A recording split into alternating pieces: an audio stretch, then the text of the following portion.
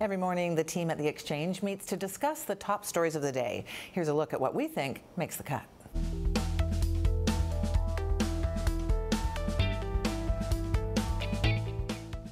Canadians don't understand TFSAs. Who was it that said that Microsoft is going to have to start giving stuff away for free the other day? They're giving stuff away for free. Right? That he had the #1 most played, most streamed song, millions and millions of plays, and he makes $4,000. TFSA's tax-free savings accounts have been around since 2009, yet some Canadians still don't know how to use them. A new poll found just 66% of people surveyed said they are knowledgeable about TFSAs. Only 22% knew that the contribution limit is $5,500. 77% didn't know the penalties for over-contribution, and not knowing can cost you. 12% of the people surveyed said they had over-contributed and had to pay an average of about $400 in penalties. So why the misunderstandings? That's what we discussed in our meeting this morning. It's like all the alphabet soup of investments. Yawn. As soon as you say those letters, people tune out. But people understand RSPs. If you put money in your RSPs, then when you do your taxes, you don't pay as much in tax. And they're interested in that. To be fair, the government's done a horrible job explaining this stuff. Banks were super good at coming out and saying, this is a great chance for a cash savings account. A cash savings account is probably like the stupidest thing you can do with TFSA. Why are we so lazy when it comes to TFSAs to actually do something with them? Is this where I fess up and say that I have a TFSA bank account? I know what you said. I know that this is the worst thing you can do. And you're going to go back upstairs and do nothing. And, but that's it. It's just too much. If you've ever wanted to edit a Word document or an Excel sheet on your iPhone, you're in luck. Microsoft is introducing a new free app. Microsoft launched an Office iPad app last spring, and that's been downloaded 40 million times. Along with the new iPhone app, it's beefing up the iPad version too, all for free. John Case, the VP of Office Marketing at Microsoft, explained that the move is an attempt to increase the number of people trying Office. He said this is about widening the funnel. It's also part of a push by the company to focus on cloud computing. In a recent interview with CNBC, Microsoft CEO said the overall magnitude of our cloud business today shows that we've caught the trend at the right time, jumped on it with a unique value proposition, and we're now further accelerating. In our meeting, we wondered if giving away Office for free on mobile devices would be enough to keep customers using it.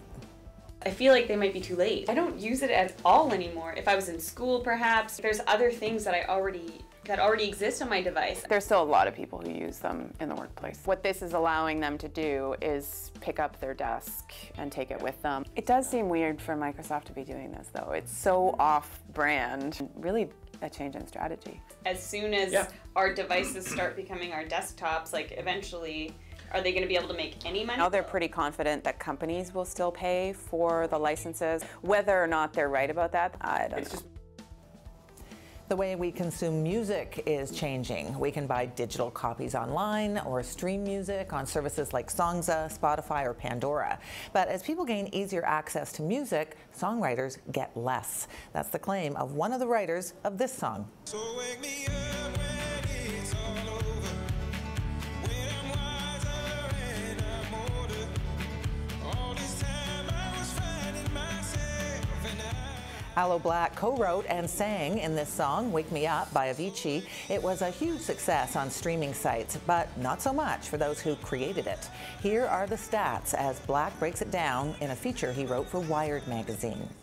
Wake Me Up was the most streamed song in Spotify history. It was the 13th most played song on Pandora. It streamed more than 168 million times in the U.S. Black says he pocketed $12,359 in Pandora royalties. That was then split between 3 songwriters and their publishers, leaving Black with less than $4,000. He calls the rates songwriters get from streaming sites abhorrently low and says the current laws leave songwriters with no power to protect the value of the music they create. And he claims that songwriters cannot continue to exist like this. He's not the only artist speaking out against streaming.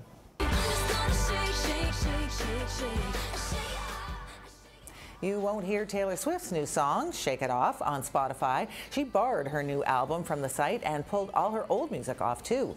The move follows an op-ed she wrote in the Wall Street Journal in July.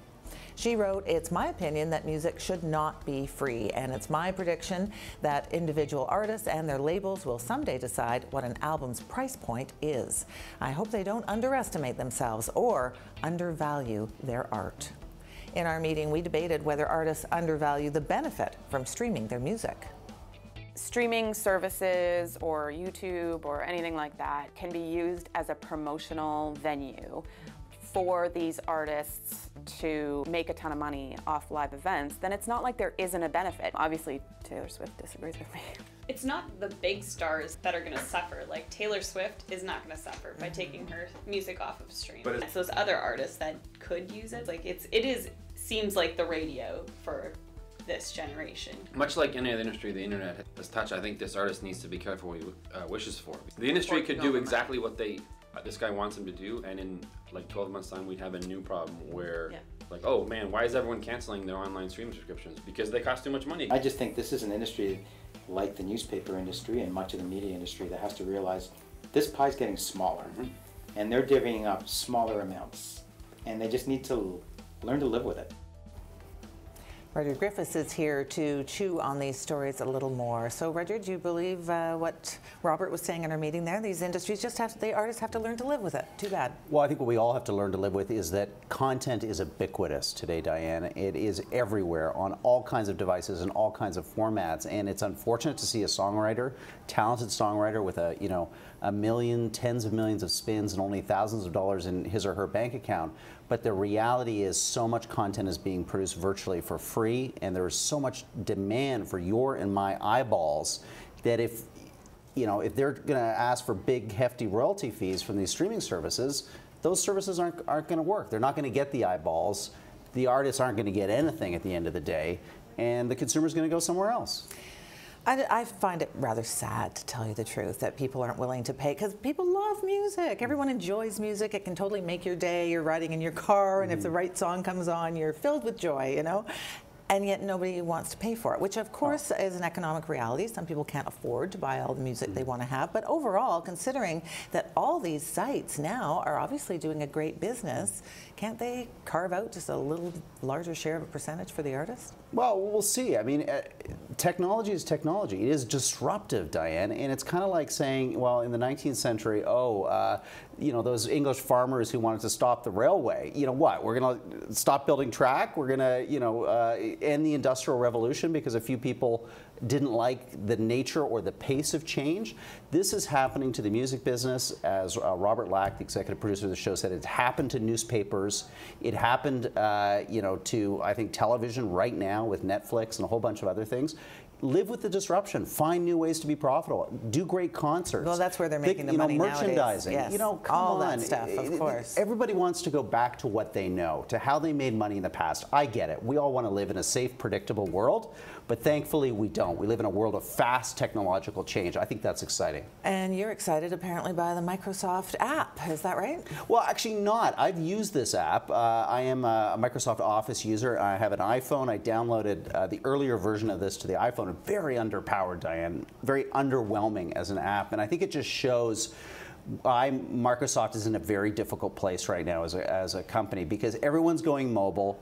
Their software exists on desktops. We know that Lenovo, Hewlett-Packard, everybody's having a really hard time selling desktops to people. So guess what? They feel that their golden goose, that Office suite, is no longer going to be as lucrative in the future in this new mobile universe. So this is a desperate attempt, I think, on Microsoft's part to get that software onto mobile devices, Android and Apple. And I just think it's too little too late.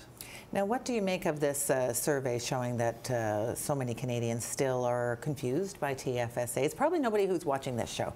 Anyone who's watching this show knows what the heck a TFSA is.